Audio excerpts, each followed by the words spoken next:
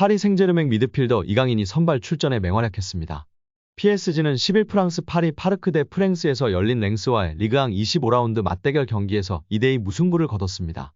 PSG는 이날 경기 무승부로 2위 브레스트와의 격차를 10점 차로 유지했습니다. 이강인은 이날 경기 풀팀을 소화하며 유효 슈팅 2회, 기회 창출 2회, 드리블 성공 2회, 공 소유권 회복 5회 등 전방에서 맹활약했습니다. 축구 통계 매체 풋몹은 이강인에게 평점 7.6점을 부여했는데 이는 득점을 기록한 하무스의 7.5점보다 높은 팀 내 최고점 평가였습니다. 소파스코어에서는 하무스가 7.6점으로 1위였고 이강인이 7.4점으로 2위였습니다. 경기가 끝난 후 현지 팬들은 이제 나바스와 작별할 때야. 이게 프랑스 챔피언십 수준인데 PSG는 걸어서 경기에서 이기고 싶지 않은 플레이를 하고도 결국 우승을 차지한다. 라며 불만족스러움을 여실히 나타냈습니다. 확실히 리그앙의 수준이 낮게 느껴졌는데 이런 랭스를 압도하지 못하는 PSG는 더욱 답답하게만 느껴졌습니다. 그 안에서 이강인 선수는 정말 제 몫을 다하고 있었고 가장 좋은 모습을 보인 선수들 중 한 명으로 평가받을 수 있었습니다. 파리 생제르맹에서 활약 중인 이강인의 미래가 더욱 밝아질 것으로 보이며 화제입니다. 나세르 알켈라이피 PSG 회장이 어린 선수들이 주축이 된 팀을 만들겠다고 공언했기 때문인데요.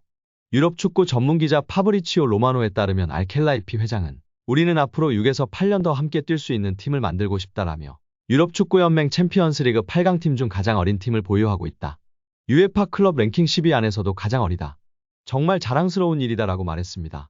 현지에서는 알켈라이피 회장의 발언에 대해 미래 자원들로 리빌딩에 착수할 거라고 선언한 것으로 보고 있습니다. 킬리안 음바페가 떠난 후 새로운 청사진을 그리고 있다는 분석입니다. 영국 비사컨은 PSG의 알켈라이피 회장은 장기 프로젝트를 그리고 있다. 앞으로 6년, 7년, 8년은 뛸 수 있는 젊은 선수들을 중심으로 팀을 개편하고자 한다라며 알켈라이피 회장의 최근 발언은 과거 음바페를 지키려고 했을 때의 발언과 상당히 대조적이다라고 전했습니다. 이어 PSG는 새로운 시대를 준비하고 있으며 음바페는 팀 계획에서 점점 사라지고 있다. 레알 소시에다드와의 챔피언스리그 16강전에서 결정적인 역할을 했지만 PSG는 선수들이 음바페가 없는 상황에 익숙해지도록 음바페에게 부수적인 역할을 맡기고 있다라고 덧붙였습니다. 게프볼 뉴스 프랑스 또한 알켈라이피 회장은 파르크 대 프랭스에서 새롭고 젊은 장기적인 프로젝트를 강조했다. 레알 소시에다드전에 출전한 PSG 선수들의 평균 연령은 23세 361일로 챔피언스리그에서 구단 역사상 최연소 선발 명단이었다. 경기 후에도 알켈라이피 회장은 라커룸을 찾아가 선수들에게 부담 갖지 말라고 격려했다라며 현재 PSG가 리빌딩에 돌입했다고 설명했습니다. PSG의 최대 목표는 챔피언스리그 우승입니다. 프랑스 내에서는 적수가 없지만 유럽 무대에서는 힘을 쓰지 못했는데요. 2019년도 시즌 준우승이 가장 좋은 성적이었습니다. 알켈라이피 회장은 급하게 도전할 생각이 없습니다. 시간이 조금 걸리더라도 미래를 보장할 수 있는 선수들로 팀을 만들어 계속 도전하겠다는 입장입니다. RMC 스포츠에 따르면 알켈라이피 회장은 선수들은 매 경기 승리를 원하지만 현실적이어야 한다. 우리는 팀을 구성하는 과정에 있으며 선수들 대부분이 어리다. 새로운 팀을 만드는 과정이기 때문에 쉽지 않다라며 팀을 만들었다고 해도 선수들이 준비가 된 것은 아니다라며 충분히 기다릴 필요가 있다고 강조했습니다. 회장이 직접 젊은 선수들로 개편하겠다는 뜻을 밝힌 만큼 이강인의 미래도 좀 더 밝아질 것으로 기대되고 있습니다. 2001년생 이강인은 얼마 전 23번째 생일을 맞았습니다.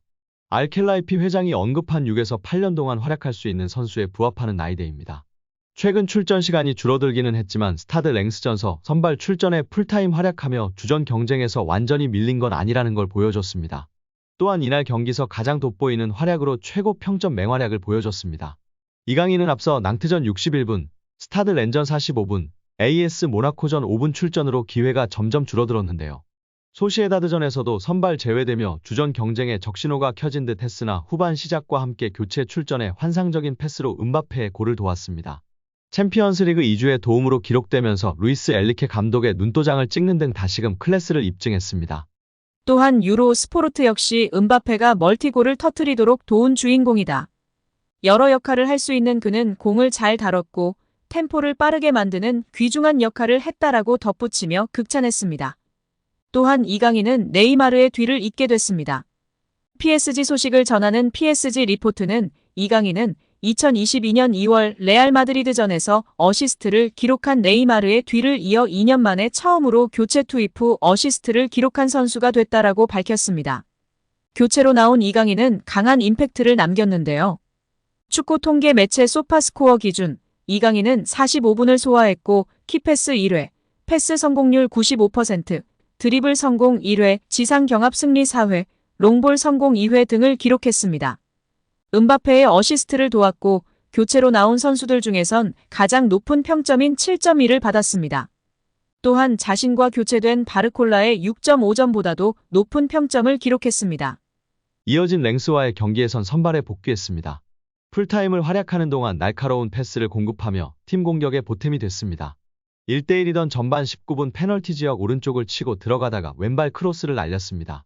페널티킥 지점에서 랭스 선수들이 제대로 걷어내지 못해 옆에 있던 하무스에 흘렀고 하무스가 침착한 왼발 밀어넣기로 2대1 리드골을 완성했습니다. 2대2로 팽팽하던 후반엔 자신이 주로 쓰는 왼발이 아닌 오른발 슛으로 원정팀 허를 찔렀습니다. 후반 18분 페널티 지역 오른쪽에서 볼을 잡은 뒤 찬스를 노리던 이강인은 상대 선수들이 왼발을 틀어막자 오른발로 기습적인 슛을 시도했습니다. 상대 골키퍼가 반사신경을 동원, 쳐내서 다행이었습니다. 그렇지 않았으면 골이 될 뻔했습니다. 그만큼 이강인의 이날 컨디션은 레알 소시에다드전 못지않게 좋았습니다. 공격 포인트는 없었지만 파리 생제르맹에서 가장 돋보이는 활약을 펼치며 골 넣은 하무스보다도 더 높은 평점을 부여받았습니다. 조금씩 경기력을 끌어올린다면 중원이나 측면 어디에서든 경쟁력을 갖출 것으로 기대되고 있습니다. 다음 시즌 PSG가 사비 시몬스, 라민 야말 등 어린 선수들을 대거 복귀시킬 것이라는 전망이 나오고 있지만 가지고 있는 재능이 확실한 만큼 밝은 미래를 그릴 수 있을 것으로 보입니다. 여기에 최근 슈퍼러브 축구 유튜버 팀이 발렌시아 훈련장에 방문하여 이강인을 유소년 때 가르쳤던 스승을 만났는데요. 이강인을 12세, 17세, 18세 때 가르쳤던 앙글로 코치와 인터뷰한 내용이 화제가 되고 있습니다. 앙글로 코치는 이강인은 항상 우상향으로 발전을 했어요. 12세 때 이미 또래들과 다르다는 것을 제 눈에는 보였어요. 나이에 비해 기술이 좋고 상대방을 쉽게 제치는 선수였어요. 그리고 나서 발전하며 진화했고 경험을 쌓아 성장하고 더 좋은 선수가 되었어요. 발렌시아 1군 선수감이라는 것을 의심한 적이 없어요. 이 아카데미 훈련장에서의 데뷔골과 환상적인 활약을 잊을 수가 없어요. 좋은 기억으로 남아있어요. 라며 극찬했습니다. 말 그대로 이강인 선수는 천재 선수란 게 맞는 말인 것 같습니다.